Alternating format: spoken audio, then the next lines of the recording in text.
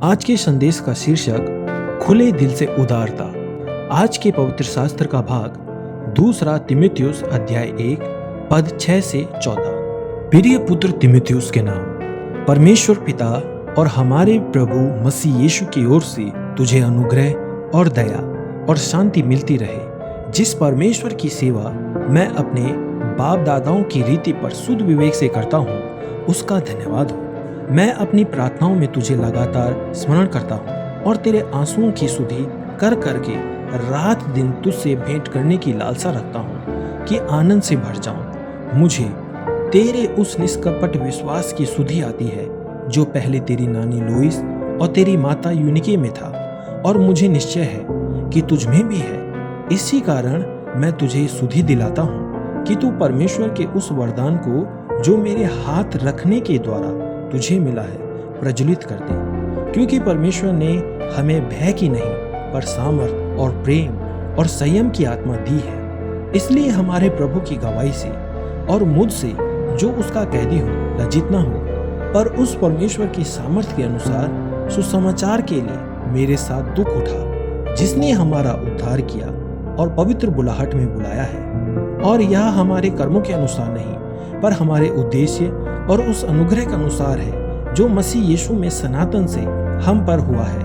पर अब हमारे उद्धारकर्ता मसीह यीशु के प्रकट होने के द्वारा प्रकाशित हुआ, जिसने मृत्यु का नाश किया और जीवन और अमरता को उस सुसमाचार के द्वारा प्रकाशमान कर दिया, जिसके लिए मैं प्रचारक और प्रेरित और उपदेशक भी ठहरा। इस कारण मैं इन दुखों को भी उठाता हूँ पर लज्जित नहीं, क्योंकि मैं उसे जिस पर मैं विश्वास करता हूँ जानता हूँ, और मुझे निश्चय है कि वह मेरी धरोहर की उस दिन तक रखवाली कर सकता है जो खरी बातें तूने मुझसे सुनी है, उनको उस विश्वास और प्रेम के साथ जो मसीह यीशु में है अपना आदर्श बना कर रख, और पवित्र आत्मा के द्वारा जो हम में बसा हुआ है इस अच्छी धरोहर की रखवाली कर। मुख्य वचन 2 तिमुथियुस अध्याय 1 पद 7।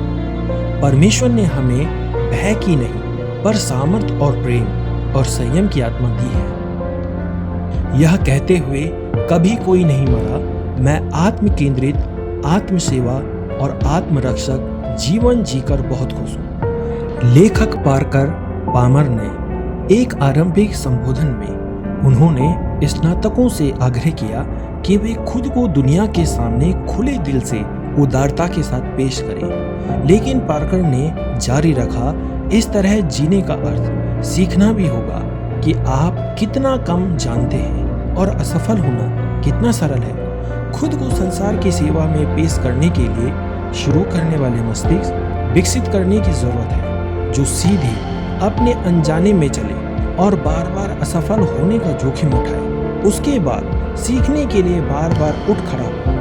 हम निडरता से भरी खुले दिल वाली उदारता का जीवन चुनने का साहस पा सकते हैं, जैसे कि पौलुस ने अपने शिष्य तिमुथियुस को समझाया।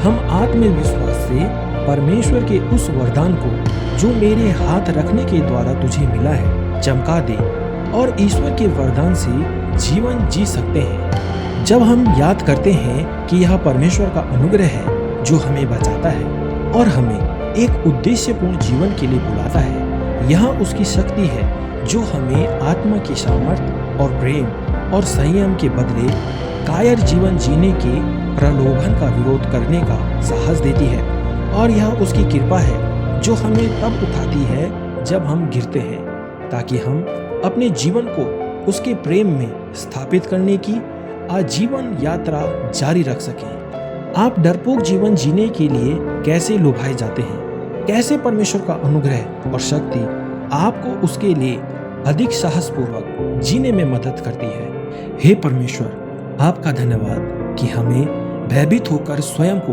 असफलता या चोट से बचाते हुए कायर होकर जीने की जरूरत नहीं है। आपके द्वारा प्रदान किए गए साहस पर भरोसा करने में हमारी मदद करें।